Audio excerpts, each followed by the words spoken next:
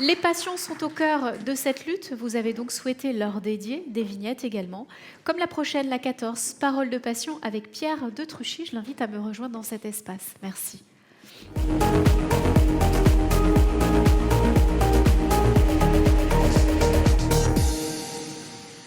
Donc 40 ans de vie avec le VIH, c'est un témoignage que vous allez nous partager et en plus ce témoignage nous parle quand même d'amour.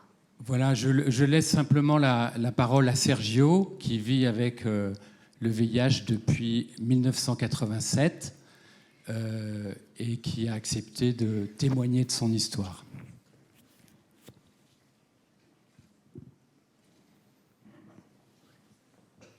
Quand j'ai reçu la nouvelle, je m'y attendais un peu, parce que à l'époque, j'avais épousé une femme qui s'appelait Valérie, qui était séropositive. Et je savais déjà à l'époque qu'elle était séropositive, parce que je connaissais très bien sa sœur. Et au début, quand j'ai rencontré Valérie, c'est vrai que c'était une femme assez hors du commun, elle était assez exceptionnelle. Mais en même temps, comme elle était séropositive, c'est vrai que ça me faisait un peu peur et je me suis dit, je me rappelle, Sergio ne sort pas avec elle. C'est un danger, etc., etc. Et puis, comme je travaillais chez sa mère, je faisais des travaux chez sa mère, elle est venue plusieurs fois, puis bon, la connexion s'est faite et j'ai craqué. Et nous sommes sortis ensemble et nous sommes mariés d'ailleurs très très vite. Et nous avons décidé, enfin moi j'ai décidé de ne pas avoir de rapport protégé avec elle, de rapport sexuel protégé avec elle. Bon, je pensais un peu que on pouvait mourir tous les deux, mais ça m'inquiétait pas plus que ça. De toute façon, j'ai jamais pensé que j'allais vivre très vieux, ce qui est une erreur parce que aujourd'hui j'ai quand même un certain âge. Mais bon, on savait tous les deux les dégâts que pourrait provoquer ce virus, mais en même temps, l'amour était plus fort que la peur ou que les angoisses ou que ce qui pouvait arriver en fait. Ben, c'est vrai qu'à l'époque, la perception de cette infection était assez terrifiante, amplifiée par une psychose d'officine d'extrême droite qui disait que on pouvait attraper le virus par contact, par la respiration, on a dit aussi par les moustiques ou je sais pas quoi. Et en plus, c'était assez catalogué, c'était ceux qui étaient séropositifs, c'était les homosexuels et les drogués. Moi, je suis d'un naturel assez positif et pas très angoissé en fait. Donc, je m'inquiétais plus pour Valérie que pour moi, quoi. On ne sait jamais en fait ce qui va se passer, donc bon, elle pouvait peut-être pas guérir comme ça, mais peut-être qu'on pouvait trouver un médicament très rapidement et qu'elle allait pouvoir vivre. Et donc on a essayé de vivre plutôt normalement en fait. On sortait beaucoup, on avait beaucoup d'amis. On est parti 6 mois en Thaïlande avec 4 semaines au Népal. C'était une très belle période. Et elle était bien, elle était belle, elle était bien dans sa peau, tout allait bien en fait. Et c'est vrai que ça s'est détérioré petit à petit. Bon, il y a eu le problème, c'est vrai que elle a été de temps en temps à l'hôpital Raymond Poincaré. On a commencé certains traitements, il y avait la ZT à l'époque, qui donnait franchement pas grand-chose. Il y a eu d'autres traitements qui ont suivi, qui n'ont pas donné grand-chose non plus.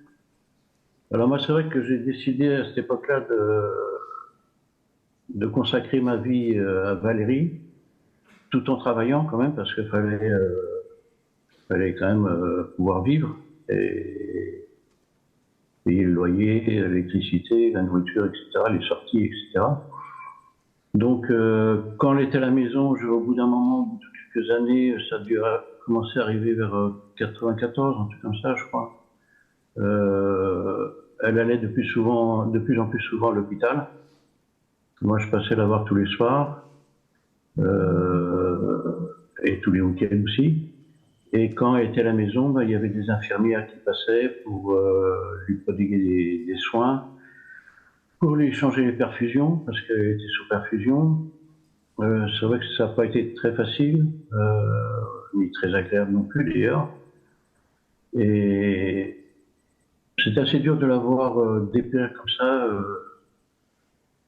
sans beaucoup d'espoir à l'époque, même si physiquement elle n'a pas été très abîmée physiquement.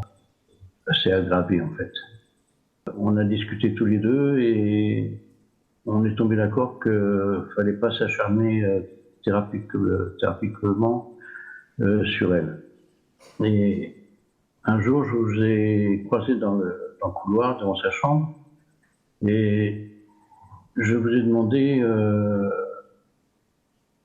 de ne pas vous acharner de façon thérapeutique sur Valérie. Je vous ai dit qu'elle était d'accord avec moi, qu'on préférait la laisser partir tranquillement, sans douleur bien entendu, mais tranquillement, quoi. Et c'est vrai que je me rappelle très bien parce que ça a été un des pires moments de ma vie, parce que je vous ai demandé ça et j'ai pleuré. Parce que c'est très difficile de demander à quelqu'un de laisser mourir la femme qu'on aime.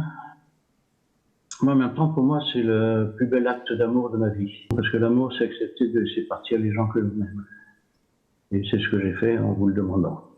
Que depuis les travaux du professeur Lebovitch et d'autres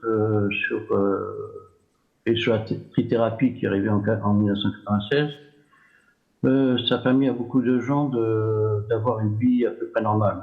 Moi, je sais que je me suis remarié en 2000 et j'ai eu une fille merveilleuse, Suzy, en 2003. C'est la meilleure chose qui me soit arrivée dans ma vie. Alors, je l'ai eu par insémination artificielle, parce que j'étais dans l'hôpital, je ne sais plus comment il s'appelle, dans le 14e, là. C'est vrai que j'ai passé 10 ans à Dubaï et au Qatar, en étant séropositif, ce qui est interdit là-bas. Donc, j'ai jamais pu demander de permis de travail. Donc, en fait, j'étais un travailleur clandestin pendant 10 ans au Moyen-Orient, en étant cadre.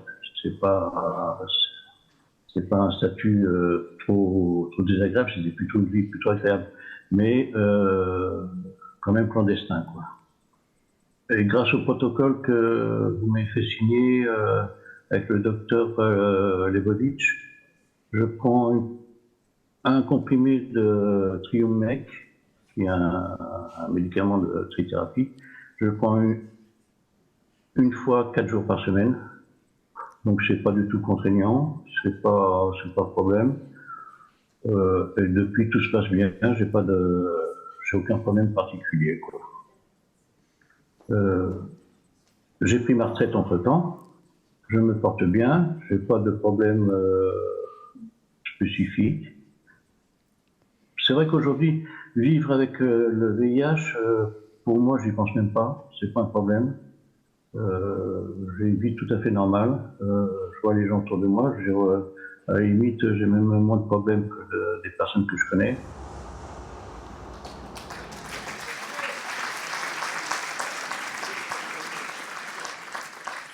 Bon, merci Sergio, et puis merci à tous les autres qu'on a accompagnés aussi. Merci infiniment. Effectivement, ils font partie de cette soirée.